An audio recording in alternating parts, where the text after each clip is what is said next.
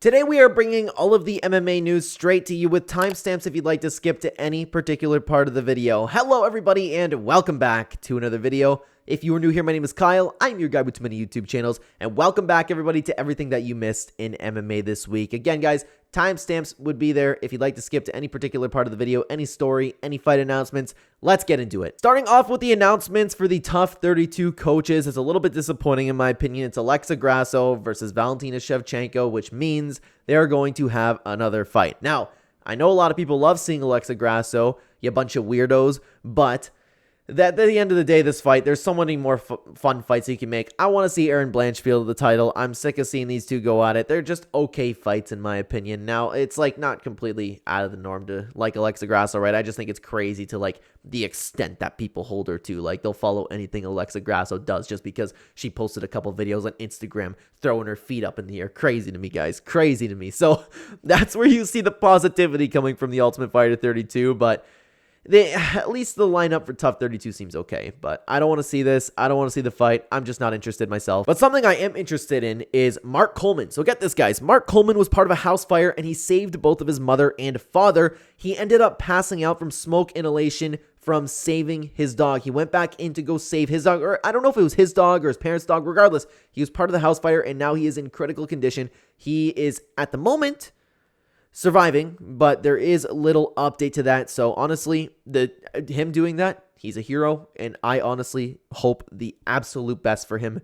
That a lot of people wouldn't do that. A lot of people wouldn't do that. He risked his own life to go back in, not only save his mom and dad, but a dog.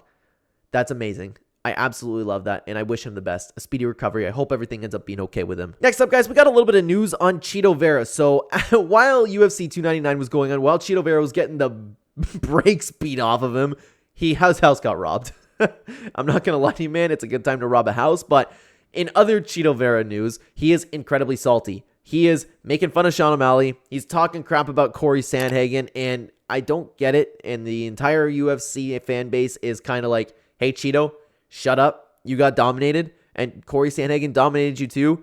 Why are you talking crap to these guys right now? He's being so salty. He's talking to Sean O'Malley like, hey, how's your liver? Remember that sound I made? That sound you made when I kicked it?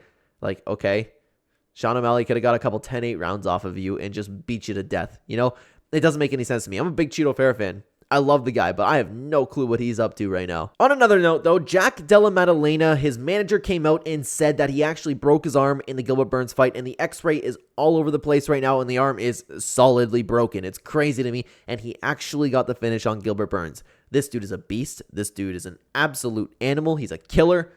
Della Madddalena is a real deal, guys. That has to be some toughness. That's like Colby Covington breaking his jaw level toughness. To fight with a broken arm, nuts. But actually, speaking of Colby Covington, he's back in the mainstream. Colby Covington made an entire video, and I thought about making it into a video myself, but at the end of the day, you guys have probably seen it, and it's Colby Covington talking about Ian Garry, and more importantly, talking about Layla. He's doing what Colby Covington does, taking shots where he's not supposed to be taking shots, and in my opinion, it's hilarious.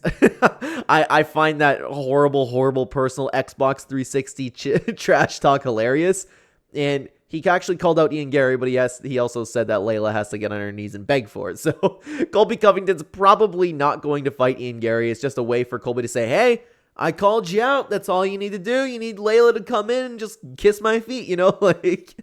You need Layla to beg to have Ian Garry fight me, or Ian Machado Garry, and while Ian sits in a corner. Like, it's so funny to me. So Colby's going to use this as a way to not fight Ian Garry, in my opinion, because Colby definitely wants to fight Wonderboy Thompson. Ian Garry also wants to fight Wonderboy Thompson, but Ian Garry does also want to fight Colby Covington. It's so weird how it's going to work right now. I actually just really hope they get this fight done. I'm not going to lie to you, though.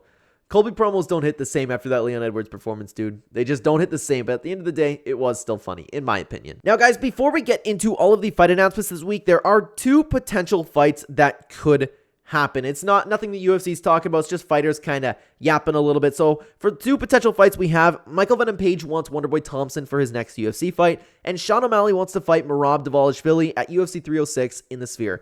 UFC hasn't done anything about that, or at least publicly hasn't done anything, but these are what those two fighters want. And for the actual fight announcements, guys, we have quite a few over here, so I'll read them off to you right now. Billy Quarantillo is taking on Youssef Zalal on March 23rd. Miranda is out of that fight. Joshua Van has stepped in to take on Lucas Rocha on April 6th. Johnson has pulled out of that fight. Anthony Smith versus Vitor Petrino on May 4th. Cesar Almeida versus Dylan Budka on April 6th. Fremd pulled out of that fight. Grant Dawson's returning against Joe Solecki at UFC 302. Jorge Masvidal versus Nate Diaz are boxing on June 1st. And Jonathan Pierce versus David Onama has been announced for April 27th. A great batch of fights in my opinion. I'm really looking forward to all of these. I love watching Joshua Van. Vitor Petrino's probably going to kill Anthony Smith. I'm very excited to see Cesar Almeida and seeing what he can do in the UFC. I'm excited to see how Grant Dawson has the turnaround, and Jonathan Pierce versus David Onama is also a good fight. Billy Quarantillo is always exciting. Man, we had some great fight announcements this time around. But guys, speaking of great fights and great turnarounds, you need to check out this video about UFC 300, breaking down the whole card. I just gush about the fights. I predict the fights. I talk about betting. It's a great time all around, guys. Check out the video. Take care.